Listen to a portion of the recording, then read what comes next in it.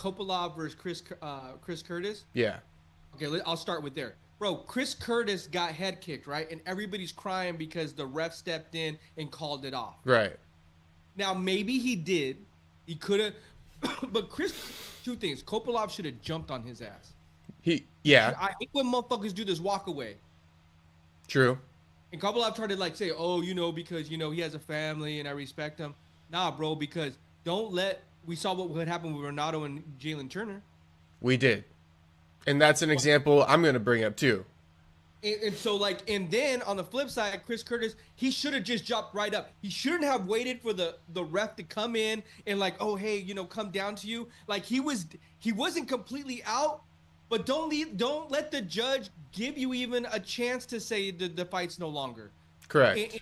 And the third thing was that, the ref, he has to know there was only 5 seconds left. He heard the bell, 10 seconds left. He wasn't just completely fucking out. He did get on his knee. He could have let it come to the cards. I think Chris Curtis still would have lost. Mm-hmm.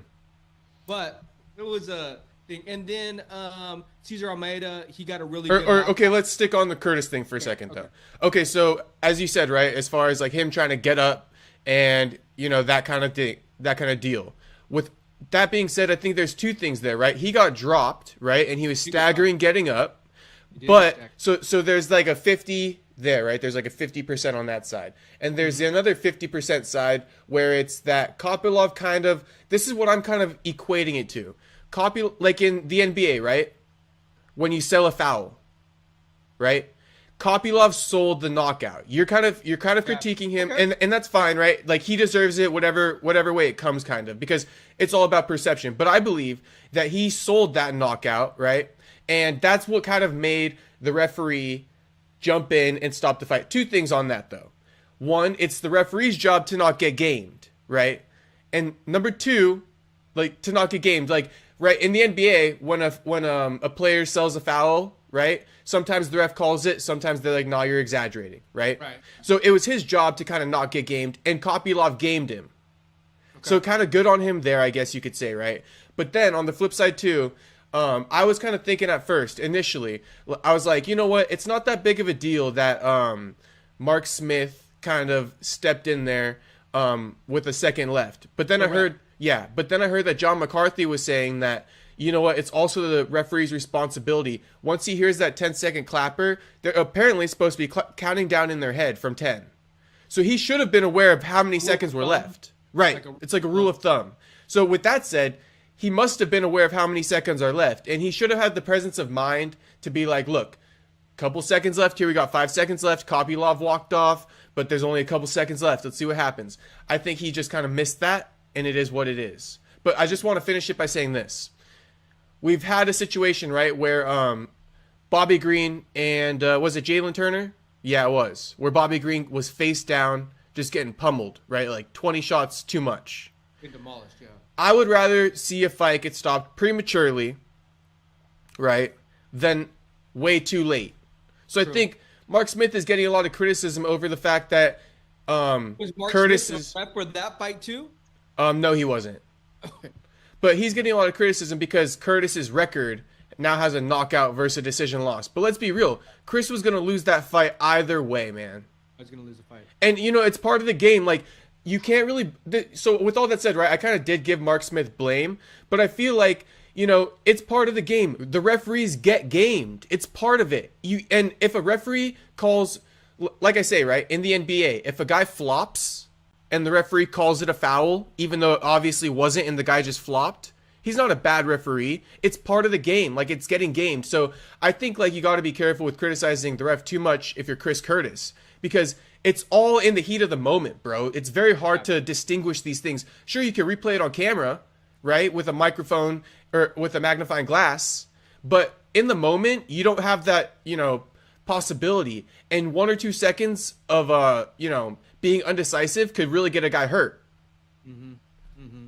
So yeah, it was interesting too. I went back and I don't know if you saw Chris Curtis's coach talk about it after the fact. I did, yeah. And I thought what was interesting of what he said there was hey, there was the eye poke, there was the kick to the nuts that he had to recover from, and there was something else that Kopylov did, and that they had talked about that. Hey, what's going to happen if these things happen during the fight? And so they were kind of saying, basically he was throwing shade at Kopylov, saying, hey, he's using tactics to help him gain strength during the fight, I think. Yeah, so let me add to that, though, because there's another part of a quote that I heard, and I'm assuming we both didn't listen to the full podcast of his. Right. So full disclosure. Right. But I heard another clip on there where he also went on to say that every time he hears that Mark Smith is going to be the referee for one of his fighters, he feels like he's battling an extra factor. And he's just waiting for Mark Smith to fuck up. So maybe in the back of the locker room, he wasn't throwing shade at Kopylov. He might have just been like, in his mind being like, this guy constantly fucks up, the referee. So let me like put it out there already. Like, what happens if I get eye gouged? You know what I mean? So that might have been it too. I'm not sure if it was the shade, but whatever the case, he was questioning the referee, like what's going to happen. And I did hear that quote too, where he said, and he's questioning Kopylov. He's questioning his tactics, and it's interesting because Kopylov, he did way more than what Chris Curtis did, and he imposed his will in that third round. Chris Curtis had a chance.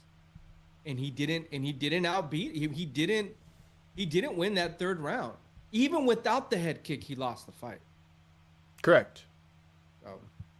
So that's my biggest point too. Is like, you were losing anyway. I don't think there's really any reason to be so upset. Like whether it was a stoppage or a decision loss, you lost.